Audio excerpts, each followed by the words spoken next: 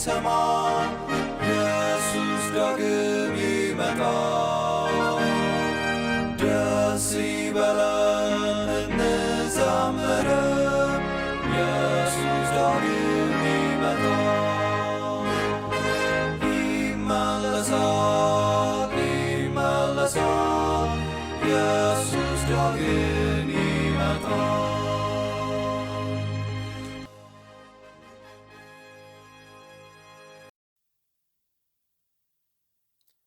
በጌታችን በኢየሱስ ክርስቶስ የተወደዳችሁ የተከበራችሁ በተለያየ ስፍራ ላይ ሆናችሁ ይህንን ድምጽ የምትሰሙ ባላችሁበት የጌታ ጸጋ ይብዛላችሁ። እግዚአብሔር መልካም ፈቃዱ ሆኖ እንደገና በዚህ የመገናኛ መስመር ላይ እንድንገናኝ ስለረዳን እግዚአብሔር የተመሰገነ ይሁን። ከበዛልን ከምህረቱና ከቸርነቱ ከጸጋው ብዛት የተነሳ እግዚአብሔር እኔንም እናንተንም በያለንበት ጥበቃውን አብስቶልን በተለየ መልኩ ደግሞ እንደገና የእግዚአብሔርን ቃል የእግዚአብሔርን ፈቃድ የምንመለከትበትን እድል ስለሰጠን እግዚአብሔር እናመሰግናለን። ይህን ሰሞን በተለየ መልኩ በተከታታይ እንግዲህ በአንድ ሐሳብ ዙሪያ በተለይ በዚህ በፍጻሜ ዘመን ባለንበት ጊዜ እጅግ ከኛ ከተወሰደው ነገር መካከል ላይ በመነሳት ጌታ ሆይ ፈቃድህስ ቢሆን በሚል በእግዚአብሔር ፊት በትህትና በእምነት የምንቀርብበትን ሐሳብ እየተመለከትን ነው የምንገኘውና በዛ ውስጥ ደግሞ የእግዚአብሔር ሐሳብና ፈቃድ ጌታ በኃይሉ በብርታቱ ባለበት ስፍራ ላይ በመገኘት ያለውን በረከት እያየን ነበርና ቀደም ሲል እንግዲህ በተለይ በማቴዎስ ወንጌል ምዕራፍ 8 ላይ ከቁጥር 1 እስከ 4 ባለው ላይ መሰረት አድርገን ጌታ ኢየሱስ ክርስቶስ በዛ በለምጽ የተመታ ሰው ታሪክ ውስጥ የሰራውን ድንቅ ነገር በማንሳት በዛ ውስጥ የሆኑትን ነገሮች ሐሳቡ ምን ነበር፣ በዛ ውስጥ የተገለጠ የእግዚአብሔር ክብር የእግዚአብሔር ሐሳብ የእግዚአብሔር ፈቃድ ምን ነበር፣ ምንድነው የተከናወነው፣ ጀስት ያ ሰው ወደ ክርስቶስ ኢየሱስ ቀርቦ የተፈወሰበት ታሪክ ብቻ ሳይሆን ከዛ ባሻገር ያለው እንደምታ መንፈሳዊ ነገሩ ምንድነው የሚል ሐሳቦችን አንስተን በተለየ መልኩ ስንባረክ ነበር። ይህ ሰው በለምጽ የተመታ ነውና በወቅቱ በታሪክ እንደምናየው እና እንደ መጽሐፍ ቅዱስም እነዚህ ሰዎች በጣም የሚገለሉ ማህበራዊ ነገራቸው የተነጠቀ ጤናቸው የተዛባ አካላቸው የተጎዳ ኢቭን ባስተሳሰባቸውም ራሱ በጣም ቶርች የተደረጉ ሰው ወደ እነሱ እንዳይጠጋቸው ጮኸው ሰውን የሚያባርሩ ያ ሰው እንዳይረክስ ምናልባት ድንገት እንኳን ቢነካቸው ያ ሰው የሚረክስበት ሁኔታ ያለበት ሆኖ ሳለ ግን ጌታ ኢየሱስ ክርስቶስ መጣ በተባለ ጊዜና ክርስቶስ ኢየሱስ በተገኘበት ስፍራ ላይ በሕዝብ መካከል ተገኝቶ ከጌታ ጋር ጊዜ መውሰድና በንስሐ በትህትና በእምነት በመቅረብ በህይወቱ ዘላለማዊ የሆነ ለውጥ ስር ነቀል የሆነ ለውጥ ሁለንተናዊ የሆነ ለውጥ የተለማመደውን ሰው ታሪክ ነበር እየተመለከተን የሚገባው የመጣነው እስካሁን ድረስና በተለይ የመጀመሪያ ክፍል ላይ ስለ እምነቱ አንስተን ነበር። ከዛ በኋላ ስለነበረው ትህትና በጌታ ፊት ሲቀርብ የጌታን እርዳታ ዛሬ የእርዳታ ድምጹ ራሱ እየጮኸ ነው ያለው የሚል ሐሳብ አንስተን ነበር። ከዛ ደግሞ የማይነካውን የነካበትን የክርስቶስ ኢየሱስን ያን እጆቹን ሰዶ የዳሰሰበትን ሁኔታ በማንሳት በተለየ ሁኔታ በዛ ውስጥ ያለውን በረከት እየተመለከትን ነበር። ባለፈው ፕሮግራማችን ደግሞ ይህ ክርስቶስ ኢየሱስ በዛ ስፍራ ላይ የፈጸመው ያካሄደው የፈውስ ስነ ስርዓት የተገለጸው የእግዚአብሔር ጸጋ ሁለንተናዊ ለውጥን ያመጣ ስር ነቀል ለውጥ ያመጣ መሆኑንና እስከምን ድረስ እንደሚሄድ አይተን ነበርና በዛ ውስጥ እግዚአብሔር ሲናገረን ነበር። እንግዲህ እግዚአብሔር እጅግ አድርገን እናመሰግናለን። ዛሬም የመጨረሻውን ክፍል ለዚህ ፕሮግራም ማለት ነው በዛ ውስጥ ያለው ሐሳብ የሚያልቅ አይደለም፣ ግን እግዚአብሔር ለኔና ለእናንተ ያዘጋጀውን በዚህ ክፍል ላይ የመጨረሻ የሚለውን ሐሳብ የምናነሳበት ይሆናልና ያን እናነሳለን። የእግዚአብሔር መንፈስ ዛሬም እንዲናገረን ጸሎትና ምኞቴ ነው። ባለንበት ስፍራ ለጸሎት እንዘጋጅ ሳለ የእግዚአብሔርን ቃል በማንበብ ጀምራለሁ። ከዛ በኋላ ጸሎት እናደርጋለን። በመጽሐፍ ቅዱስ ያዛችሁ በማቴዎስ ወንጌል ምዕራፍ 8 ላይ ነው የሚገኘው ይህ ታሪክ። በሁሉም ወንጌላት ይገኛል። ግን እኛ እያነበብን ያለነው ማቴዎስ ወንጌል ምዕራፍ 8 ላይ ያለውን ስለሆነ ነው። ከቁጥር 1 ጀምሮ እስከ 4 ያለው እንደዚህ ነው የሚለው። ጌታችን ኢየሱስ ክርስቶስ እንግዲህ ከተራራ ላይ ከወረደ በኋላ የሆነውን ነው የሚናገረው። ከተራራም በወረደ ጊዜ ብዙ ሕዝብ ተከተሉት ይላል። ብዙ ሕዝብ። እነሆም ለምጻም ቀርቦ ጌታ ሆይ ብትወድስ ልታነጻኝ ትችላለህ እያለ ሰገደለት። እጁንም ዘርግቶ ዳሰሰውና እወዳለሁ ንጻ አለው። ወዲያውም ለምጹ ነጻ። ኢየሱስም ለማንም እንዳትናገር ተጠንቀቅ፣ ነገር ግን ሄደህ ራስህን ለካህን አሳይ፣ ለነሱ ምስክር እንዲሆን ሙሴ ያዘዘውን መባ አቅርብ አለው የሚል ሐሳብ ነው። እንጸልይ። ሰማይና ምድርን በቃልህ የዘረጋህ ቅዱስ የሰማይ አባታችን እግዚአብሔር ሆይ ስለዚህ የተባረከ ሰዓት በኢየሱስ ስም እናመሰግናለን።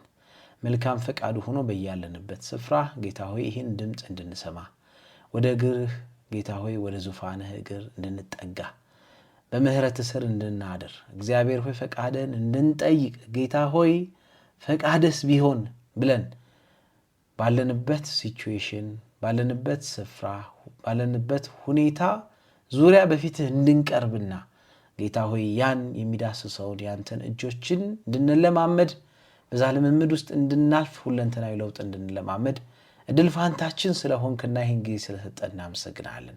እነሆ ጌታ ሆይ በፊትህ ቀረብን፣ ኃጢአተኞች በደለኞች ከሁሉም የባስን ሆነን ሳለ ልታገኘን ልዳስሰን ፈቃድ የሆነ አምላክ በኢየሱስ ስም አሁንም በመንፈስህ አማካኝነት ለእያንዳንዳችን በሚገባን ቋንቋ እንድትገናኘን ፈቃድ ይሁን። እግዚአብሔር ሆይ ስለምታረግ እናመሰግናለን።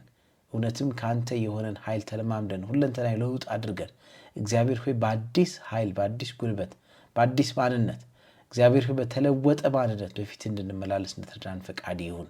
ቃልህን ባርክልን ጌታ ሆይ እኔና ወገኖቼ ተሰብስበን መጸለያችን ለሌሎች ሁሉ በረከት ይሆን ዘንድ በኢየሱስ ስም አንተ እርዳን። ወገኖቼም ባሉበት ስፍራ ከነሱ ጋር ትሆን ዘንድ ፈቃድ ይሁን። በእያንዳንዱ ነገር ጌታ ተገናኛቸው። ክብር ምስጋና ውዳሴ ለዘላለም ላንተ ይሁን በጌታችን በኢየሱስ ክርስቶስ ስም አሜን።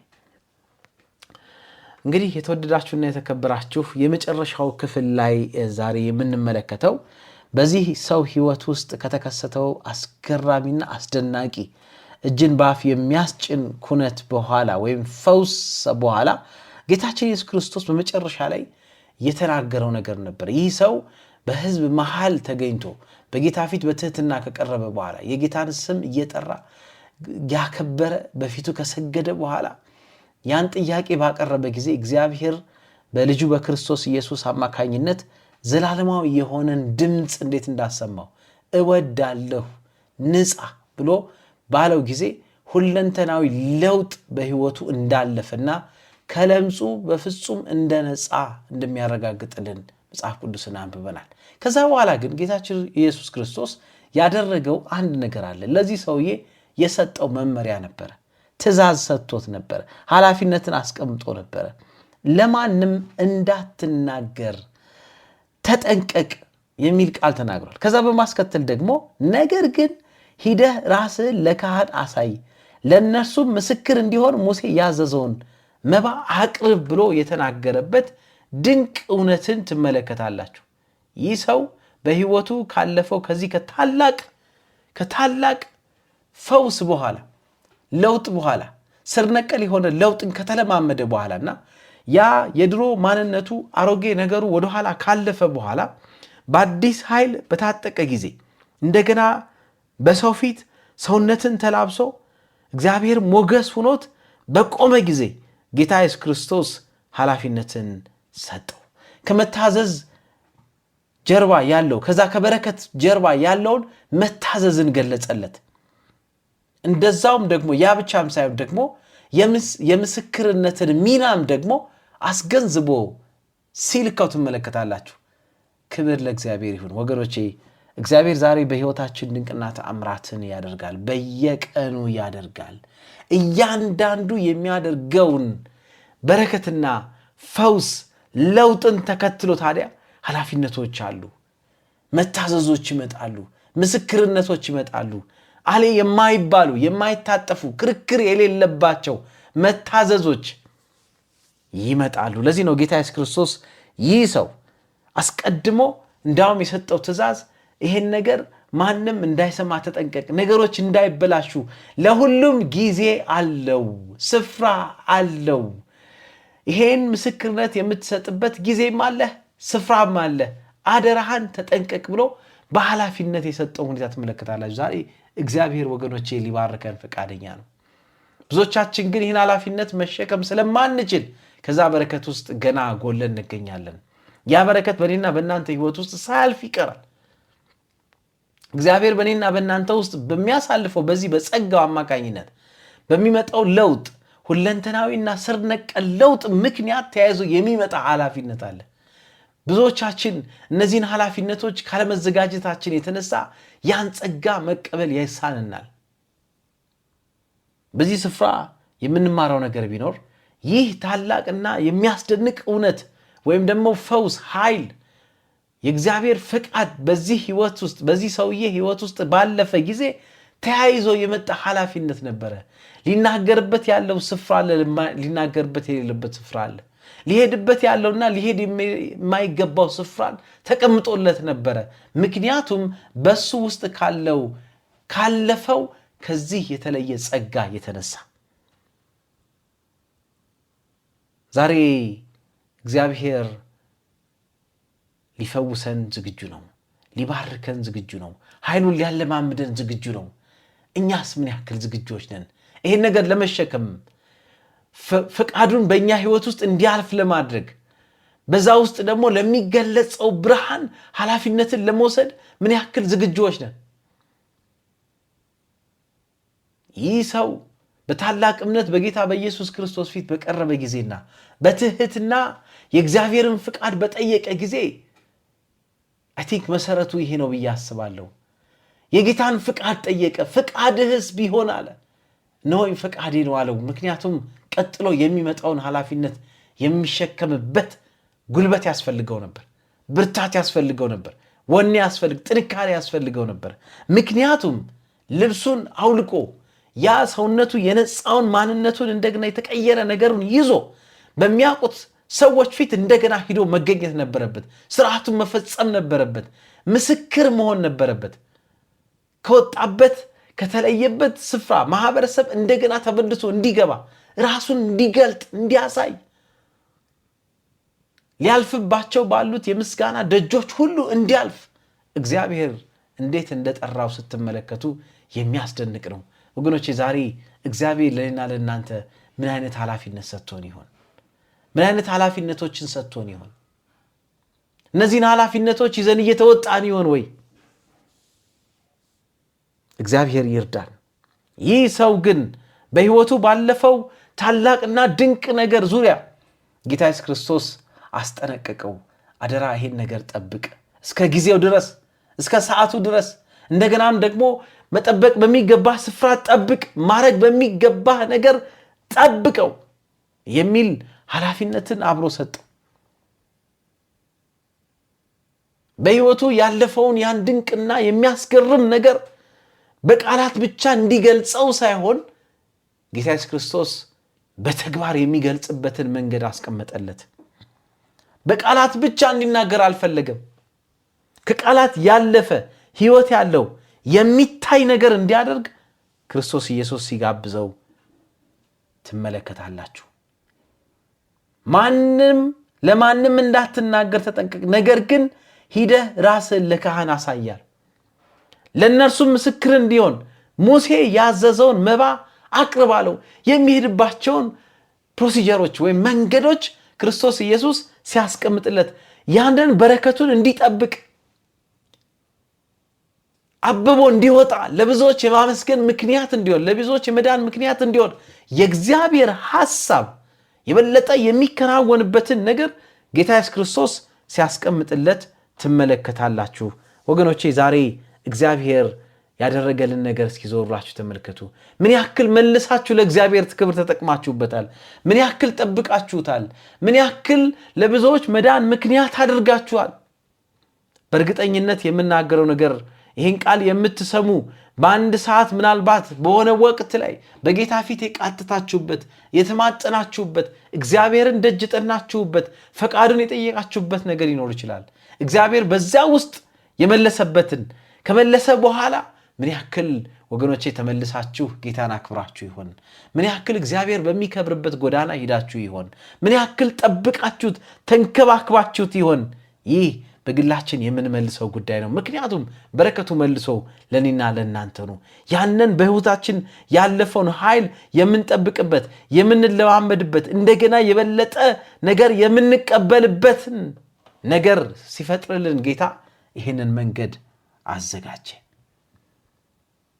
በዚህ ውስጥ የምናየው እጅግ በርካታ ነገሮች አሉ። አንደኛው በረከት ወደ ታዛዥነት ሊመራ ይገባል። እግዚአብሔር የሚሰጠን በረከት ወደ መታዘዝ ሊመራን ይገባል። እውነተኛ መንፈሳዊነት ማለት ያ ነው። እውነተኛ በእግዚአብሔር ሐሳብ በእውነተኛው መንገድ መመላለስ ማለት ይሄ ነው። በበረከት ውስጥ ታዛዥነት ተከትሎ ይመጣል። መታዘዝ ተከትሎ ይመጣል። የተለወጠ ህይወት ምስክር ይሆናል። ብርሃኑ ለሌሎች የሚታይ ይሆናል፣ የሚገለጽ ይሆናል። በእያንዳንዷ ስቴፕና በእያንዳንዷ ድርጊት ከአንደበታችን በሚወጡ በምንናገርባቸው በምንሄድባቸው ስፍራዎች እግዚአብሔር መልካም ያደረገለት ሰው ከፍ ብሎ ሊታይ ይገባል። የእግዚአብሔርን ክብር ከፍ ሊያደርግ ይገባል። ጸጋውን ሊገልጽ ይገባል። ወገኖቼ ይህ በረከት መታዘዝን ያስከትላል። መታዘዝን ያስከትላል። ይህ ሰው እግዚአብሔር በህይወቱ ካደረገለት ነገር በማግስቱ ወደ መታዘዝ ነበር የሄደው።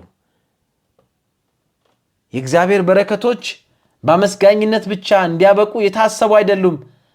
ታማኝ ታዛዥነትን መፍጠር ይኖርባቸዋል። ማስታወሻ ላይ የጻፍኩትን ነው የምነግራችሁ። የእግዚአብሔር በረከቶች በዙሪያችን ያስቀመጣቸው ድንቅና ተአምራቶች እንደዚሁ በቃል ብቻ የሚገለጹ ሳይሆኑ ወደ መታዘዝ የታመነ መታዘዝ የሚመሩ ሊሆን ይገባል። ያን ጊዜ የበለጠ ያብባሉ፣ ይፋፋሉ፣ ለሌሎች የተገለጡ ይሆናሉ።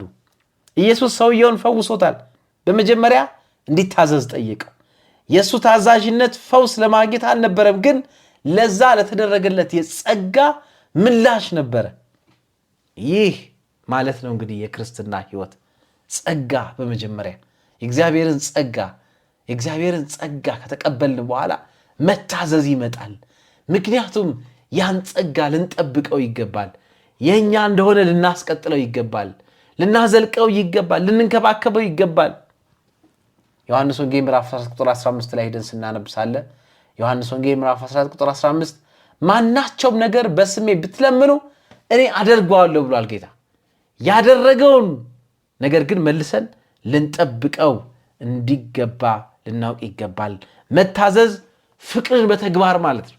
ያ የተደረገልንን ጸጋ በተግባር ለሌሎች ማሳየት ማለት ነው።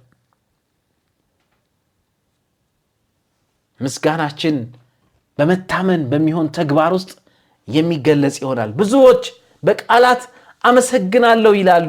እግዚአብሔር በህይወት ውስጥ የሚታየውን ምስጋና ግን ይፈልጋል የሚል ነገር እዚህ ማስታወሻ ላይ ጽፌያለሁ። ብዙዎች ዛሬ በቃል እግዚአብሔርን እናመሰግን ይላሉ፣ እግዚአብሔርን አመሰግነዋለሁ ይላሉ። ነገር ግን እግዚአብሔር ከኔና ከናንተ የሚፈልገው በተግባር የሚገለጽ ቆሞ የሚሄድ ምስጋናን በህይወታችን ማየት ይፈልጋል። ሁለንተናዊ ለውጥ ይፈልጋል። ሮሜ ምዕራፍ 12 ቁጥር 1 ላይ እግዚአብሔር ቃል ሲናገር እንደዚህ ነው የሚለው፣ እንግዲህ ወንድሞች ሆይ ሰውነታችሁን እግዚአብሔር ደስ የሚያሰኝና ሕያው ቅዱስ መስዋዕት አድርጋችሁ ታቀርቡ ዘንድ በእግዚአብሔር ርኅራኄ ለምናችኋለሁ ካለ በኋላ እርሱም ለአእምሮ የሚመች አገልግሎታችሁ ነው፣ አምልኳችሁ ነው፣ በጌታ ፊት መገኘታችሁ ነው። ለአእምሮ የሚመች ሕያው ቅዱስ መስዋዕት አድርጋችሁ ይሄን ማንነታችሁ ሁለንተናችሁን እንድታቀርቡ በእግዚአብሔር ርኅራኄ ለምናችኋለሁ ይላል ሐዋርያው ጳውሎስ። እውነተኛ አመስጋኝነት ራስን መስጠትን ይጨምራል ወይም ራስን ወደ መስጠት ይመራል። እውነተኛ አመስጋኝነት ምስጋና ማለት ያ ነው። አምልኮ ማለት ያ ነው። አገልግሎት ማለት ያ ነው። ሕያው መስዋዕት አድርጋችሁ ራሳችሁን እንድታቀርቡ ይላል ሐዋርያው ጳውሎስ። ወገኖቼ ይህን ማስተዋል እንድንችል እግዚአብሔር ይርዳን። ምን ያልሰጠን አለ ጌታ? ዞር ብለን ስንመለከት በሕይወታችን ያላደረገው ምን አለ? ይህን ያስተዋለች ነፍስ ሕይወት ባለው ምስጋና የመታዘዝ ሕይወት ውስጥ ታልፋለች። ያምቻም አይደለም፣ በረከት በእኛ ሕይወት ውስጥ የሚመጣው በረከት ታማኝነታችንን ሊያጎለብት ይገባዋል። ዘዳግም ምዕራፍ 10 ቁጥር 12-13 ላይ ደንስናለብ ሳለ እስራኤል ሆይ ይላል፣ አሁንስ አምላክህ እግዚአብሔርን ትፈራ ዘንድ በመንገዱም ሁሉ ትሄድ ዘንድ አምላክህ እግዚአብሔርን ትወድ ዘንድ በፍጹም ልብህም በፍጹም ነፍስም ታመልከው ዘንድ መልካም እንዲሆንልህ ዛሬ ላንተ የማዘውን የእግዚአብሔርን ትእዛዝና ሥርዓት ትጠብቅ ዘንድ ነው እንጂ አምላክ እግዚአብሔር ካንተ የሚፈልገው ምንድን ነው ብሎ ይናገራል። መታዘዝን ነው የሚፈልገው። እግዚአብሔር ካደረገልህ፣ ከገለጸልህ፣ ከፈጸመልህ ከታላቁ ነገር የተነሳ እግዚአብሔር ካንተ የሚፈልገው ምንድን ነው? ሌላ ነገር አይደለም፣ መታዘዝህን ነው። መንገዱን ትከተል ዘንድ ትወደው ዘንድ በፍጹም ልብህ በፍጹም ነፍስህ እሱን ታመልከው ዘንድ አይደለም ወይ? ወገኖቼ ይህንን ማስተዋል እንድንችል አሁንም እግዚአብሔር ሁላችንም ይርዳን። ወደ ጌታ ቀረበን በተራመድን ቁጥር፣ ከሱ ጋር በተቀራረብን ቁጥር ያን ጊዜ እግዚአብሔር የሚባርከውን በረከት እንቃመሳለን፣ እናያለን፣ እንመለከታለን፣ የግላችን እናደርጋለን፣ እንጠብቀዋለን፣ እናሳድገዋለን። በምስጋና ሕይወት እንድንመላለስ ያደርጋል። ስጡ ይሰጣችኋል የሚለው ቃል እጅግ በጣም ደስ ይለኛል። መጽሐፍ ቅዱስ ላይ በሰጣችሁት ልክ ተመልሶ ይሰጣችኋል። በእግዚአብሔር ፊት በምታደርጉት መልካምነት፣ በምትመላለሱበት መልካምነት ሕያው መስዋዕት አድርጋችሁ ሕይወታችሁን በሰጣችሁ ጊዜ በክርስቶስ ኢየሱስ አማካኝነት የታዘዘው ሰማያዊ በረከት በእናንተ ሕይወት ውስጥ ያልፋል። እንዳውም ተትረፍርፎ ያልፋል። ከምትጠብቁት እና ከምትገምቱት በላይ በእናንተ ሕይወት ውስጥ ያልፋል። ይህ ብቻም አይደለም። በሁለተኛ ደረጃ አሁን ካነሳነው ላይ ምስክርነት እንደዚሁ አስፈላጊ እንደሆነ እንመለከታለን። ሁለተኛው ክፍል ላይ ዛሬ ባነበብነው ላይ የምንመለከተው ያ ነው። ኢየሱስ የተፈወሰውን ሰው ለካህኑ ለምስክርነት እንዲያሳይላቸው የተነገረው ሐሳብ አለ። ምክንያቱም የተለወጠ ሕይወት ኃይለኛ መልእክቶችን ተሸክሞ ይሄዳልና ነው። ይህ ሰው ወደ ካህናት እንዲቀርብ ክርስቶስ ኢየሱስ ነግሮታል። ሂዶ ራሱን ለካህናት እንዲያሳይ፣ እንደዚሁም አስቀድሞ የተቀመጠውን እንደ ሥርዓቱ እንዲያደርግ። ምክንያቱም እነዚህ ካህናት ናቸው ይህን ሰው በለምጻምነት የፈረጁት፣ ከማህበረሰቡ እንዲገለል ያደረጉት፣ ክፉ ነገር በላዩ ላይ ወድቆበታል ብለው የተናገሩ። ስለዚህ እነዚህ ሰዎች ክርስቶስ ኢየሱስ ያደረገውን መልካምና ድንቅ ነገር የፈወሰውን የተለወጠውን ያን ማንነቱን ይዞ በመቅረብ እንደገና እንዲያውጁ ያስፈልጋል። ምስክር ሊሆን ይገባል። ከነሱ ይጀምራል።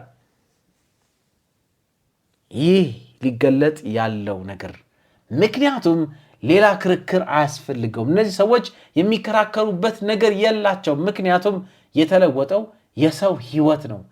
መከራከር የማይችል በንግግር ወይም ደግሞ በስነ መለኮታዊ ሐሳቦች ላይ በሚደረግ ንግግር አይደለም።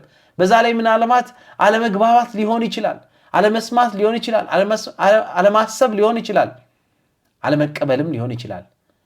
የተለወጠን ሰው ግን ፊት ለፊት ቆሞ ማየት ምንም የማይክዱት ነገር ነው።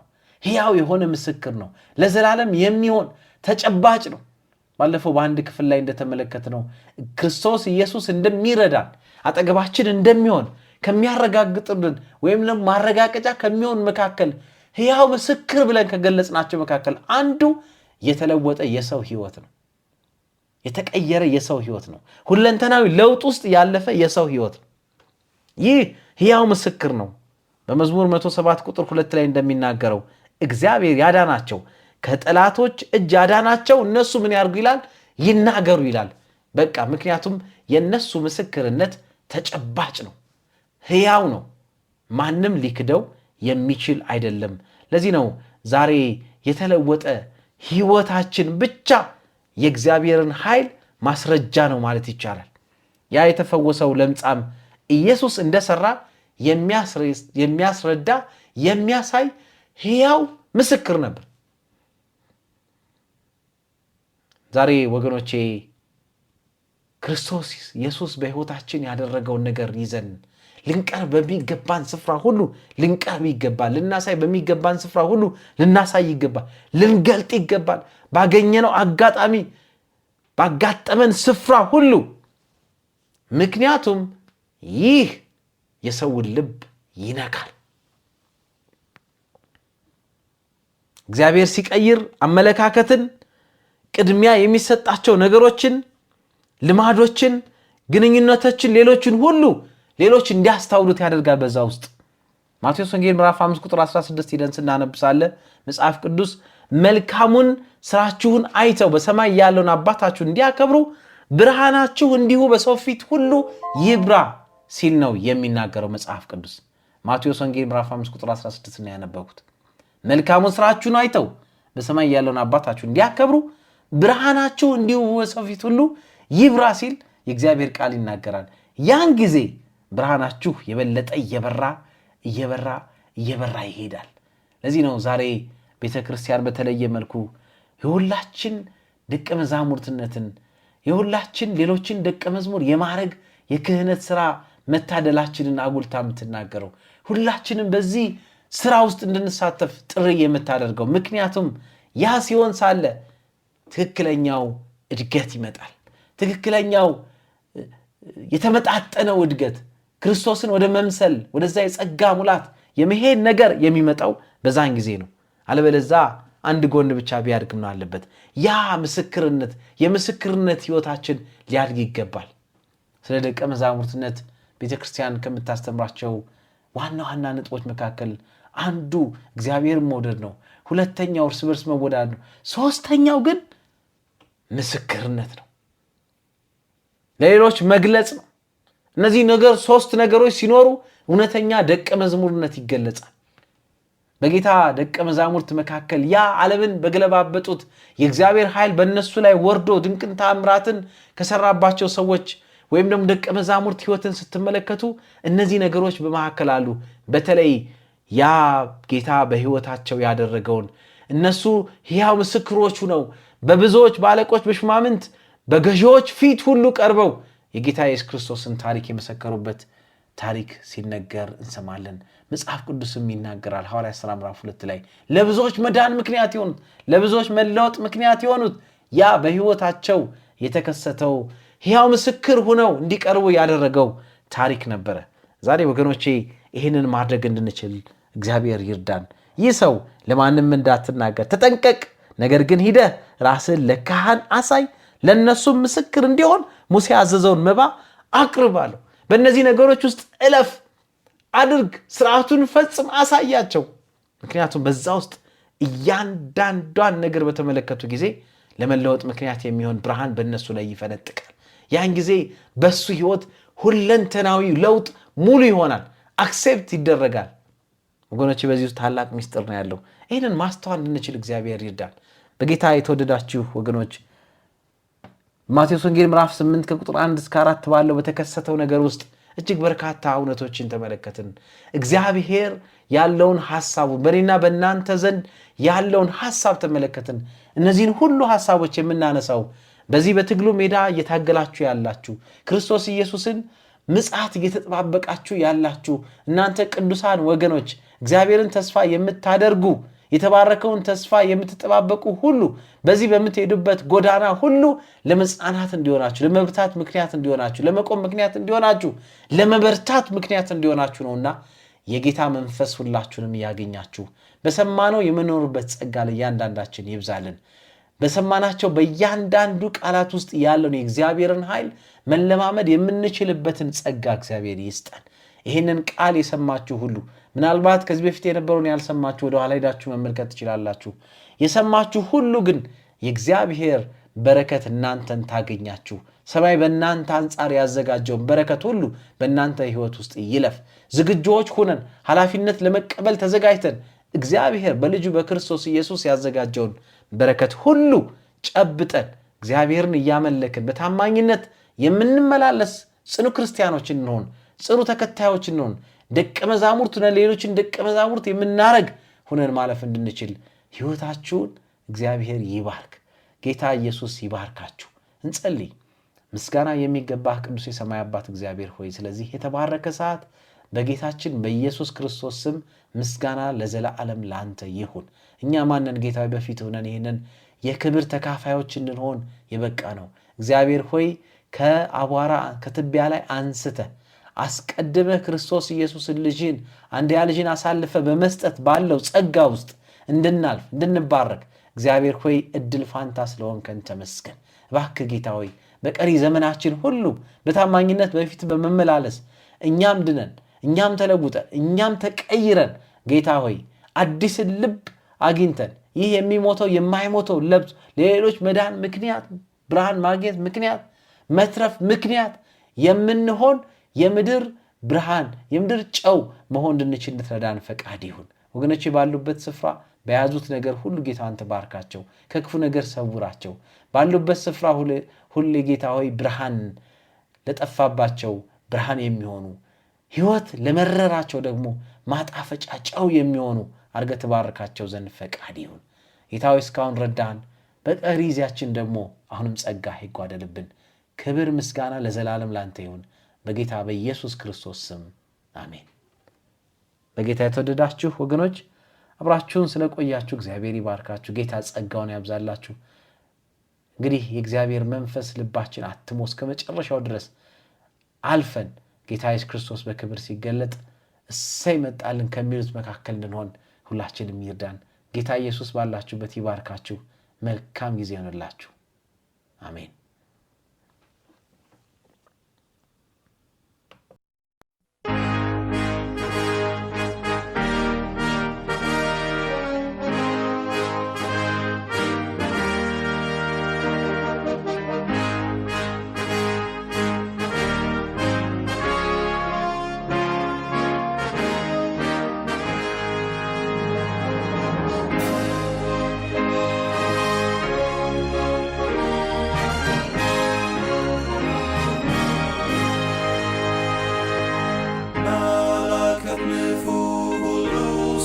ሰማ ኢየሱስ ዳግም ይመጣል። ደስ ይበለን እንዘምር፣ ኢየሱስ ዳግም ይመጣል። ይመለሳል ይመለሳል፣ ኢየሱስ ዳግም ይመጣል። ተራሮቹ ኢየሱስ ዳግም ይመጣል። ኢየሱስ ይመጣል በክብር ዙፋን፣ ኢየሱስ ዳግም ይመጣል። ይመለሳል ይመለሳል፣ ኢየሱስ ዳግም ይመጣል።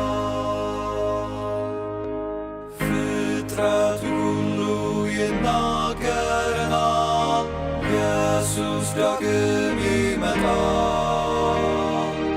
እስከ ባህር ዳር ሁሉ ያየዋል፣ ኢየሱስ ዳግም ይመጣል። ይመለሳል ይመለሳል፣ ኢየሱስ ዳግም ይመጣል። የምድር መናወጥ ለሰዎች ይላል፣ ኢየሱስ ዳግም ይመጣል።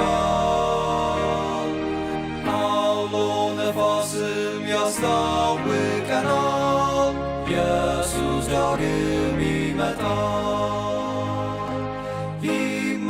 ይመለሳል ይመለሳል፣ ኢየሱስ ዳግም ይመጣል። ሕዝብም ይቆጣል በዚህ